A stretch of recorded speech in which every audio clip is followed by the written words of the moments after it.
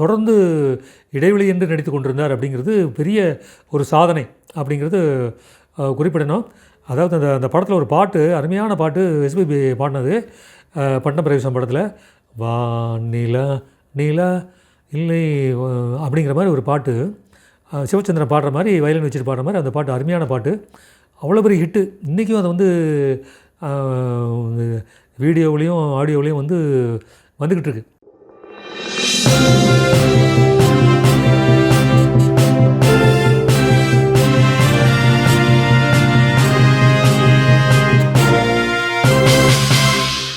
இதயகனி TV நேயர்கள் அனைவருக்கும் இதயகனி விஜயன் வணக்கம். டெல்லி கணேஷ் மிகச்சிறந்த கலைஞர்.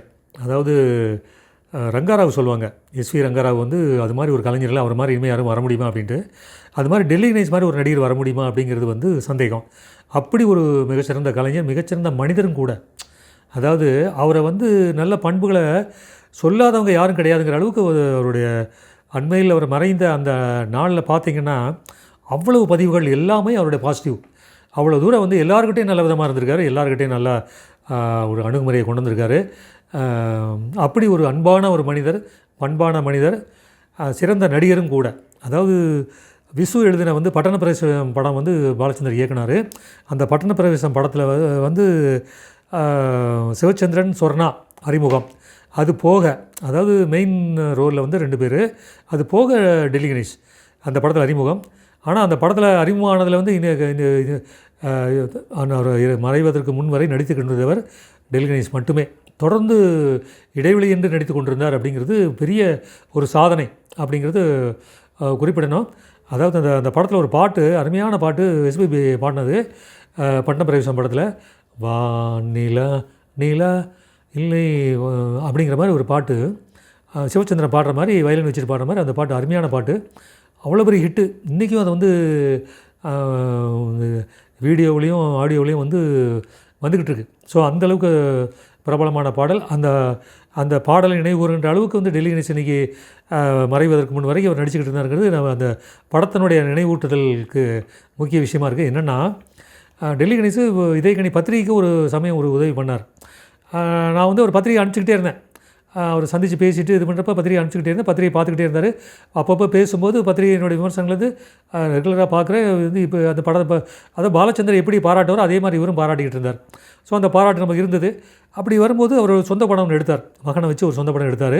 அந்த சொந்த படத்துக்கு நான் வந்து ஒரு யார்கிட்டையும் அறிமுகமானவன்ட்டு விளம்பரம் கேட்குறது பழக்கம். அந்த வகையில் விளம்பரம் கேட்டேன். பணம் தர்றேனே, விளம்பரம் தர்றேனே, உங்களுக்கு தராமலா, உங்களுக்கு நான் எதுவும் வந்து சந்தாகம் தான் எதுவும் கொடுக்கல, நான் இது ஒரு இந்த சந்தர்ப்பத்திலேயாவது உங்களுக்கு உதவி முடியுது அப்படின்னு சொல்லிட்டு விளம்பரம் கொடுத்தாரு. எவ்வளோன்னு சொன்னார். இந்த மாதிரி தொகையை சொன்னேன் நான். சரின்னு சொல்லிட்டு விளம்பரம் போட்டாச்சு. ஆனால் படம் என்னென்னா, படம் எடுபடலை. படம் வந்து அவர் வாங்கின, அதாவது இந்த படத்துக்காக என்ன செலவு செஞ்சாரோ அந்த செலவு எல்லாமே வந்து அவருக்கு எல்லாமே நஷ்டம்தான். அந்த மாதிரி ஒரு நஷ்டப்பட்ட ஒரு படம், அவரை நஷ்டப்படுத்திய படம் மாதிரி அது அமைஞ்சு போச்சு. அதுக்கு நமக்கு வருத்தமாக இருந்தது. படம் வந்து ஒரு நல்லா எடுத்திருந்தால் கூட மகனுக்காக வந்து செஞ்சாருங்கிறப்போ அந்த நஷ்டத்தை அவர் வந்து ஈஸியாக எடுத்துக்கிட்டார். அப்புறம் ஃபோன் பண்ணார் ஒரு நாள். நான் வந்து அவர்கிட்ட விளம்பர பணத்தை அவர்கிட்ட எப்படி கேட்குறது, நஷ்டப்பட்டார் அப்படின்னு சொல்லி எப்படி கேட்குறது நான் தயங்கிட்டு இருந்தேன். அவரும் ஃபோன் பண்ணுறாரு. என்ன நீங்கள் விளம்பர பணம் நீங்கள் வாங்கி வேண்டாமா அப்படின்னு. இல்லை சார், படம் தான் சரியாக அமையலையே, வந்து உங்களுக்கு ஒரு பெரிய இதை உண்டாக்கியிருக்கேன், நான் எப்படி உங்கள்கிட்ட வந்து பணம் கேட்க முடியும். ஐயோ, அதுக்கு இதுக்கு சம்மந்தம் இல்லை, நான் உங்களுக்கு தரேன்னு சொன்னால் தந்துடுவேன், நான் அதில் வந்து எந்த விதமான இதுவும் கிடையாது, நான் உங்களுக்கு கொடுக்கணுன்னே படம் எடுத்து வச்சுருக்கேன் அப்படின்னு சொல்லி என்ன நான் தொகை சொன்னேனோ அந்த தொகையை கொடுத்தாருங்க. அது நான் மிரண்டு போயிட்டேன். நான் இது சினிமாவில் நான் பார்க்காத ஒரு அதிசயம். இது வரைக்கும் எத்தனையோ பேர்கிட்ட விளம்பரம் வாங்கியிருக்கேன், எத்தனையோ பேர் வந்து சினிமா துறையில் வந்து நான் வந்து எவ்வளோ பேருக்கு வந்து நான் ஒரு அதாவது லிஃப்ட் பண்ணியிருக்கேன், சப்போர்ட் பண்ணியிருக்கேன், நிறையா பண்ணியிருக்கேன். அது ஒரு தனி கதை. அது ஆனால் கொண்டு வருவேன், அந்த கதைகளை தனியாக கொண்டு வருவேன் நான். அது உண்மைகள், அந்த உண்மைகளை சொல்லும்போது இந்த உண்மையை நம்ம சுட்டி காட்டணும். இப்படி ஒரு மனிதர், அபூர்வமான மனிதர் வந்து எனக்கு கூப்பிட்டு இந்த பணத்தை கொடுத்தாருங்கிறது ரொம்ப ஆச்சரியம், ரொம்ப ஆச்சரியமான விஷயம். அதை வந்து நன்றி உணர்வு என்றைக்கும் நமக்கு இருக்குது, அதை மறக்க முடியாது. என்னென்னா, அவர் தீவிர சிவாஜி ரசிகர், எம்ஜிஆர் பிடிக்காது. அப்படி பிடிக்காதவர் வந்து பசி படத்தில் சிறந்த நடிகராக தமிழக அரசு தேர்வு செய்யுது. எம்ஜிஆர் முதல்வராக இருந்தபோது சிறந்த நடிகர் தேர்வு செஞ்சு இவருக்கு விருது கொடுக்குறாங்க. விருது விழாவுக்கு போயிருக்காரு. போனவர் முதல்ல சந்தேகத்தோடு போனார், இவர் கையில் நம்ம விருது வாங்குகிறோமா அப்படின்னு சொல்லி போனார். போய் பார்த்து மேடையில் போயிட்டு அவர் முதல்ல உள்ளே விடலை. அவர் நடிச்சிருக்கேன்னு சொன்னால் கேட்கல. அப்புறம் எம்ஜிஆர் அங்கேருந்து மேடையிலேருந்து பார்த்துட்டு இது பண்ணி அவங்களுக்கு இன்ஸ்ட்ரக்ஷன் கொடுக்குறாரு உள்ளே விடுங்கன்னு சொல்லி அவர் உள்ளே போனார். ஸ்டேஜுக்கு போனார். ஸ்டேஜுக்கு போயிட்டு வந்தவுடனே அந்த அந்த பரிசு கொடுக்குற சந்தர்ப்பத்தில் அவர் வந்து உங்கள் நடிப்பு ரொம்ப நல்லா பண்ணியிருந்தீங்க, ரொம்ப சிறப்பாக பண்ணியிருந்தீங்க, உங்களுடைய மற்ற படங்களை எனக்கு பார்க்கணுங்கிற ஒரு தூண்டுதலை இந்த படம் உருவாக்கியிருக்கு அப்படின்னு சொல்லி பேசுனது கேட்டு மிரண்டு போயிட்டாராம். என்ன அது வந்து ஒரு முதலமைச்சருக்கு கொடுத்துட்டு வாட்டு கம்முன்னு போவார்னு பார்த்தா நம்மளை பற்றி நிறுத்தி வச்சு பேசிக்கிட்டு இருக்காரு அப்படின்னு சொல்லி டெல்லி கணேசன் ரொம்ப வியப்பு. எதிர்பார்க்கல எம்ஜிஆர் இப்படி அணுகுவார் அப்படின்னு, தன்கிட்ட இப்படி அணுகுமுறையில் நடந்துக்குவாருன்னு எதிர்பார்க்கல. பார்த்துட்டு இது பண்ணார். அப்புறம் ஃபோட்டோவை யாரும் சரியாக எடுக்கலை.